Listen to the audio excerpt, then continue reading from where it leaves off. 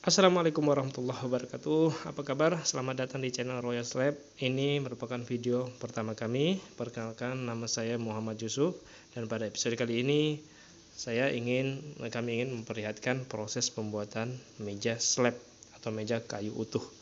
Dan perlu teman-teman ketahui, bahan yang kami gunakan pada video kali ini itu menggunakan kayu terem besi atau kayu suar.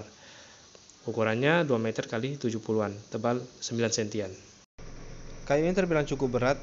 Kalau kami perkirakan bobotnya sekitar 100 kiloan lebih. Maka ini saya ngangkatnya agak berat juga, sulit juga memindahkan. Sebetulnya sebanyak dibutuhkan 2 orang untuk memindahkan kayu sebesar ini. Untuk ketebalan sini bervariasi antara 9 cm bagian yang paling tipis dan yang paling tebal itu sampai 12 cm. Ketebalan yang tidak merata ini akibat penggunaan chainsaw. Memang kalau di luar negeri chainsaw ada yang seperti alaskan milling, tapi di Indonesia sangat jarang seperti itu. Dan hanya ini yang kita punya chainsaw pada umumnya. Untuk proses awal saya ratakan pinggirannya dulu, karena nanti tahap ini setelah diratakan akan dipotong bagian pinggirnya menggunakan circle saw, karena masih mentah bahannya ini. Alasan selanjutnya kenapa harus diratakan, karena nanti di situ akan ada mal yang akan melekat, yang akan kita sekrup. Tujuannya untuk sekali lagi penggunaan rotor saat untuk proses flattening atau proses perataan nanti sangat diperlukan. Ya, buat teman-teman perlu diketahui ini adalah video pertama kami di Royal Slab. Jadi channel ini nantinya khusus untuk membahas dunia perkayuan, untuk woodworking, dan lebih spesifik lagi ke slab table atau slab maker, meja-meja kayu yang menggunakan kayu utuh seperti yang teman-teman lihat saat ini. Saya belum begitu paham dan mengerti jenis kayu terem besi suar ini, apakah jenis kayu keras atau soft. Tapi yang saya rasakan saat pengerjaan, kayu ini terbilang campur juga, ada bagian yang soft, ada bagian yang keras. Kalau kita gunakan planer, tidak sepenuhnya kayu ini akan seperti berbulu. Mohon dikoreksi teman-teman kalau nanti saya salah dalam menjelaskan, tapi yang saya pelajari di internet, kalau ada 2 jenis kayu, pada umumnya dikategorikan untuk kekerasannya ada softwood dan ada hardwood. Untuk yang softwood biasa ciri-cirinya daunnya lebih kecil, dan sedangkan untuk hardwood biasanya ciri-cirinya daunnya itu lebih besar. Jadi mohon dikoreksi kalau kami keliru. Ya teman-teman lihat, proses selanjutnya yang kami lakukan adalah pemasangan mal. Ini tujuan nanti untuk sebagai guide, sebagai tempat mengarahkan router. Jadi ini sangat penting sekali, antara mal yang di pinggir satu dan pinggir yang lainnya harus betul-betul rata, sama ratanya, karena itu akan mempengaruhi hasil flattening router nantinya. Untuk proses flattening saya menggunakan alat yang sederhana, besi hollow yang kami las, yang sudah kami modifikasi, nanti akan menggunakan rotor. Dan untuk mata rotornya sana kami menggunakan mata rotor flattening yang kami beli di online shop. Harganya hampir mencapai 1 jutaan. Dan ini yang kelebihannya, matanya bisa diganti di bolak-balik. Untuk rotornya saya menggunakan rotor yang standar, merek Inco yang industrial. Dan untuk relnya itu base-nya kami ganti menggunakan plat khusus yang sudah kami modifikasi, yang gunanya nanti untuk sebagai alat bantu garis lurus saat proses perataan meja slab ini. Sebenarnya alat yang 4 mata ini, rotor bit yang 4 mata flattening ini adalah upgrade dari alat yang sebelumnya kami gunakan, yang hanya menggunakan 2 bilah mata pisau. Dan ini memungkinkan lebih lebar dan lebih efisien dibanding sebelumnya kami hanya menggunakan mata rotor yang lebih kecil dan juga hanya 2 mata pisau, dan juga kekurangannya tidak bisa diganti. Pada tahap ini saya kira saya tidak perlu jelaskan terlalu panjang. Teman-teman bisa banyak melihat puluhan bahkan ratusan video di YouTube yang juga membahas tema yang sama. Intinya alat ini digunakan untuk meratakan permukaan slab table, karena tentu kita hanya punya alat yang seperti ini, tidak seperti di luar negeri. Kita bisa menggunakan planer yang sangat besar, yang bisa masuk bahkan kayu untuk ukuran 1 meter lebih bahkan diameternya. Dan ada juga yang kami lihat di channel itu yang menggunakan channel lain menggunakan CNC router untuk perataan. Tapi saat ini kita tidak gunakan itu karena kita belum punya akses untuk alat seperti itu. Sebenarnya untuk perataan ini memang makan waktu sekali dan melelahkan sekali. Saya ingat untuk meratakan pinggiran satu sisi slab tebal ukuran 2 meter x 70-an ini saja saya membutuhkan 1 hari full untuk meratakan satu sisi. Berarti untuk meratakan kedua sisinya dibutuhkan 2 hari. Belum lagi karena dasar kayu ini memang melengkung melintir karena saat proses penggergajian memang tidak sebegitu rapinya. Di beberapa bagian di slab table ini ada bagian yang sangat tebal sekali dan sulit untuk kita lakukan rotor, makanya saya inisiatif menggunakan circular saw. Saya potong banyak, nanti akan kami gunakan pahat untuk mempermudah pengerjaan perataan slab table ini. Jadi tidak ada jalan lain, memang diperlukan kesabaran dan ketelitian, dan karena saat ini hanya ini akses yang kami punya. Setelah rata, kami buka, kemudian kami planer bagian pinggirnya. Teman-teman bisa lihat bahwa router ini tidak sepenuhnya membersihkan seluruh permukaan kayu. Untuk bagian pinggirnya tidak dapat oleh mesin router, maka ini harus kita menggunakan planer. Untuk planer sendiri prosesnya sederhana seperti umumnya, cukup di planer saja sampai cukup rata dengan permukaan yang sudah di router. Kemudian muncul pertanyaan, kenapa tidak di router saja sampai di pinggir? Ya tidak bisa, karena mal router itu yang menghalangi proses router sampai di pinggir. Kecuali misalnya kita pakai meja, karena ada beberapa yang bikin meja buat sendiri, itu bisa sepenuhnya, tergantung lebar mejanya, tergantung panjang mejanya. Ini saya semprotkan air sedikit hanya untuk melihat serat kayunya. Tidak ada tujuan tertentu, hanya untuk melihat keindahan serat kayu saya untuk memastikan. Selanjutnya pengerjaan sama untuk sisi yang berikutnya. Kayu ini cukup tebal ya, setelah diratakan pun ketebalannya masih sekitaran 9 sentian, dan ini sama sekali tidak mencukupi untuk circular saw yang saya menggunakan. Akhirnya saya potong kembali, dan yang uniknya untuk pengerjaan slab kali ini itu kami menemukan paku yang mungkin sudah puluhan tahun bersarang di tengah kayu, jadi tidak ada jalan lain kecuali menggunakan mesin las, karena kepala paku ini berada di dalam. Saya coba beberapa waktu pahat karena sangat sulit membukanya dan mengelas beberapa kali. Saya kira ini jalan yang terbaik untuk membuka paku seperti ini. Next, berikutnya kami mencoba mengerjakan kakinya, karena customer yang memesan meja slab ini dia maunya menggunakan kaki kayu, jadi saya buat. Untuknya kami diberikan kayu yang cukup bagus, kalau salah ini kayu meranti, jadi kayu yang cukup keras tapi pengerjaannya mudah. Jadi kami buat model untuk kaki sederhana saja, hanya model kotak. Untuk memproduksi bagian mortis dan tenonnya betul-betul saya menggunakan semua alat serba sederhana. Yang kami punya hanya circular saw yang kami balik di meja khusus yang sudah kami buat. Jadi tidak ada alat yang spesial, pengerjaan memang cukup lama, tapi alhamdulillah dinikmati saja. Untuk ukuran kakinya sendiri, lebarnya sekitar 40-50-an dan tingginya sekitar 70 sentian.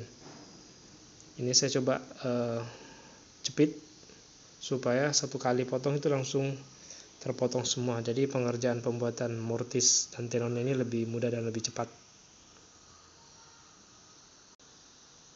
Untuk pekerjaan mortis sendiri saya cuma menggunakan router yang besar yang saya gunakan untuk meratakan permukaan tadi. Tidak ada alat yang spesial dalam pengerjaan meja slab kali ini, semua alat yang sederhana saja, standar, dan insya Allah bisa diikuti oleh semua orang. Untuk rotor bit yang kami gunakan untuk mortis ini menggunakan rotor bit strike yang ukuran 12 mili. Bisa ditemukan di banyak toko online, gampang, mudah. Selanjutnya pemasangan kaki-kaki ini. Tidak ada baut yang digunakan, tidak ada sekrup, murni mortis dan tenon.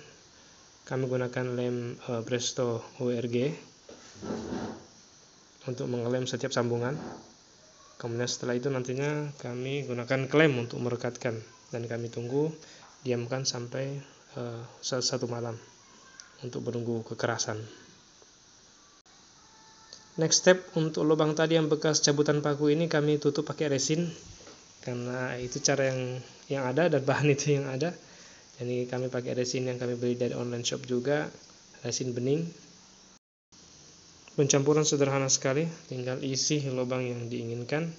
Ada 2 lubang, semuanya agak berat di pinggir, tutup saja sampai penuh. Next step untuk finishing bagian kaki-kakinya, kami coba router, kami coba router dan planer untuk meratakan dan membuat model yang lebih indah, lebih cantik, lebih minimalis kelihatannya. Untuk bagian sudut kami round saja mata router. Selanjutnya kami amplas standar mulai dari 120, mulai 80, 120 dan seterusnya.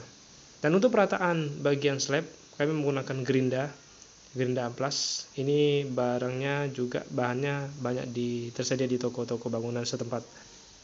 Dan untuk finishing sendiri kami menggunakan thick oil untuk bagian kaki-kakinya ini, dan alhamdulillah kami cukup senang melihat karena tampilan dan urat kayu ini semakin kuat hanya dengan menggunakan thick oil. Sekali lagi karena hanya ini yang kami punya untuk project kali ini. Sebenarnya ada banyak metode untuk finishing, tapi sekali lagi untuk kali ini kami hanya menggunakan thick oil. Selanjutnya sebelum kami mengecat finishing, kami bersihkan dulu bagian live edges atau pinggiran kayunya ini. Kami menggunakan sikat besi, sikat gerinda. Kemudian kami finishing menggunakan nylon brush di gerinda juga, hanya untuk mendapatkan hasil yang lebih halus. Jadi untuk model alaminya ini kami tidak ganggu, kami biarkan seperti itu saja, hanya dibuka saja sebagian. Dan juga pinggiran ujung dan ujungnya kami bersihkan menggunakan planer, dan kami amplas menggunakan gerinda. Semua menggunakan alat-alat yang sederhana yang teman-teman bisa ikuti di rumah. Untuk pengecatan sendiri kami menggunakan cat yang sederhana, yaitu Nippon Paint Water Base Wood Stain, menggunakan bahan dasar air, tapi kami ini tidak mencampur full, kami pakai kental karena pengalaman kalau menggunakan air nanti hasilnya seperti bintik-bintik. Kami menggunakan spray elektrik karena untuk memudahkan pengaplikasian. Untuk pengaplikasiannya kami menggunakan sampai 3 layer, dan juga kiri kanan atas bawah tentunya kami aplikasikan dengan cat yang sama. Jangan lupa untuk landasannya dilapisi kayu, dan ini tips juga, jangan sampai bersentuhan dengan besi. Kenapa? Sepengalaman kami, kayu router besi suara ini kalau bersentuhan dengan besi dia akan terjadi seperti jamur dan menghitam lama-kelamaan. Jadi hindari seperti itu. Step selanjutnya membersihkan, meratakan kembali sisi yang sebelah menggunakan alat yang sama, gerinda amplas. Next, pengecatan di sisi sebelahnya, catnya yang sama, Nippon Paint Wood Stain yang water base, bahan dasar air. Kami menggunakan sekali lagi spray elektrik.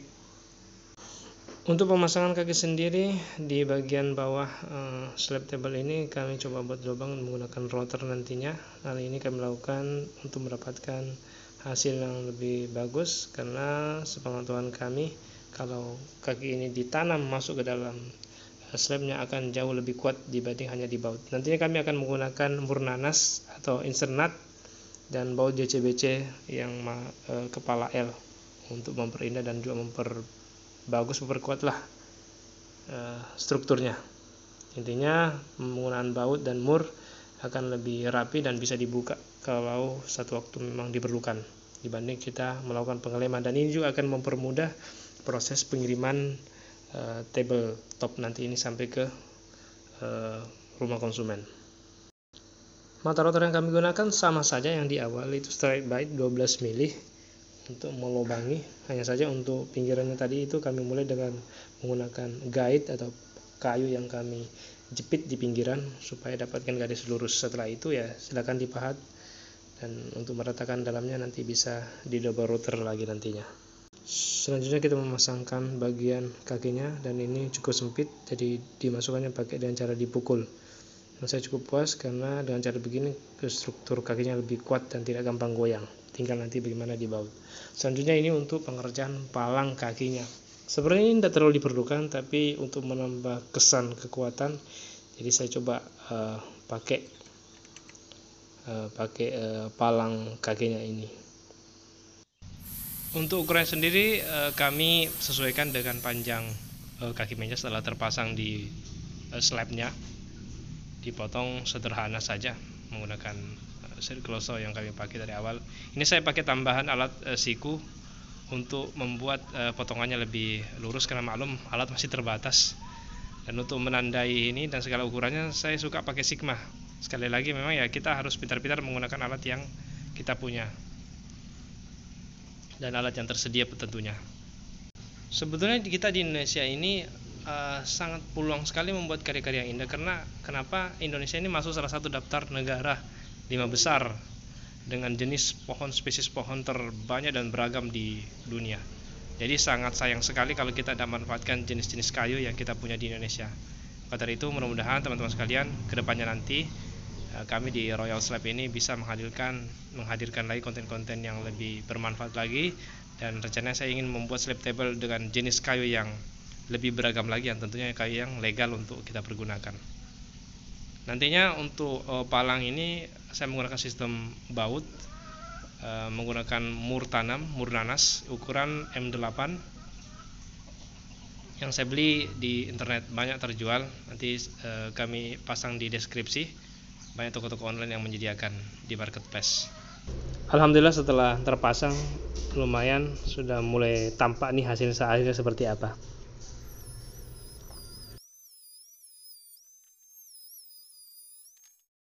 Ini ada tips juga untuk teman-teman yang mau menggunakan mur tanam seperti ini. Pilihlah yang besi, karena saya terlanjur beli yang bahan aluminium ini dan sulit juga digunakan yang seperti ini karena akan rawan dol. Kenapa kita menggunakan sistem mur tanam seperti ini, mur nanas alih-alih menggunakan sekrup? Karena satu waktu kalau kita mau buka lagi, kalau menggunakan sekrup itu akan mudah dol kayunya. Apalagi kita tahu bahwa kayu suar ini, kayu terang besi ini dia masuk lunak, dia kayunya lembek. Dan kalau menggunakan mur nanas seperti ini kita bisa buka bautnya sesuka kita dan tanpa kita harus khawatir jangan sampai nanti dol. Sekali lagi, pilih mur nanas yang besi. Ini kami kerja sambil hujan, jadi karena hujan terlalu deras makanya kami tutup dulu slabnya, nanti setelah hujan baru kita lanjutkan lagi. Ya, untuk pemasangan bautnya sendiri kami menggunakan baut JCBC. Ini banyak tersedia di online, teman-teman bisa searching saja. Saya kebetulan belinya di Tokopedia. Ini ukuran 4 cm panjangnya, warna hitam. Ada juga yang stainless, tapi saya pilih yang baut biasa yang warna hitam saja. Karena ini bautnya kependekan dibanding tebalnya kaki meja ini, maka terpaksa saya harus bor turun supaya kepala baut ini tenggelam. Dan kemarin juga saya menemukan sedikit kesulitan, tapi alhamdulillah bisa diatasi lah. Kemudian bagian palang juga di awal saya sudah jelaskan, kami sudah jelaskan bahwa kami menggunakan sistem baut, cukup di baut saja. Ini saya tembuskan bornya dari bawah langsung ke atas. Yang terlebih dahulu diukur dulu seberapa dalam kira-kira mur nanasnya masuk, mur tanamnya masuk. Untuk besaran mata bor ini saya agak lupa berapa ya, yang jelas disesuaikan saja. Terlebih dahulu sebelum tadinya saya bor ini, saya coba dulu di kayu biasa, kayu buangan. Nah, saya coba tes dulu apakah betul mur nanasnya bagus. Nah, setelah saya yakin baru saya gunakan mata bor yang dimaksud. Alhamdulillah teman-teman, setelah pengerjaan beberapa minggu akhirnya jadi juga meja ini. Dan ini proses pemasangan, kami menunggu. Kami pasang di dekat rumah untuk menunggu nanti yang punyanya datang untuk ambil. Sebenarnya kalau dilihat dari saya pribadi, pendapat pribadi ya, ini sebetulnya menurut saya pribadi kakinya lebih kecil. Mungkin insya Allah untuk mendatang kami akan buat kakinya lebih besar lagi, lebih gemuk lagi supaya sesuai dengan ketebalan slab. Saya terpaksa lakukan itu karena memang bahan yang disediakan oleh pembeli ya kayunya seperti itu. Setelah ketam hasilnya jadi seperti itu. Untuk harga meja slab umumnya berkisaran di angka 3 jutaan untuk ukuran yang seperti ini dan kelas seperti ini. Teman-teman bisa searching. Sebetulnya harganya bahkan bisa mencapai puluhan bahkan ratusan juta tergantung ukuran dan kelangkaan jenis spesies kayu yang digunakan. Bila ada teman-teman yang merasa berminat dengan produk kami slab table ini dan yang ingin memesan, silakan menghubungi kami di kolom komentar. Insya Allah akan kami balas dan kami arahkan di WhatsApp. Saya kira demikian dulu video kali ini teman-teman sekalian, mudah-mudahan bermanfaat dan menambah wawasan. Insyaallah kita akan bertemu di video-video mendatang yang lebih menarik lagi. Demikian, assalamualaikum warahmatullahi wabarakatuh.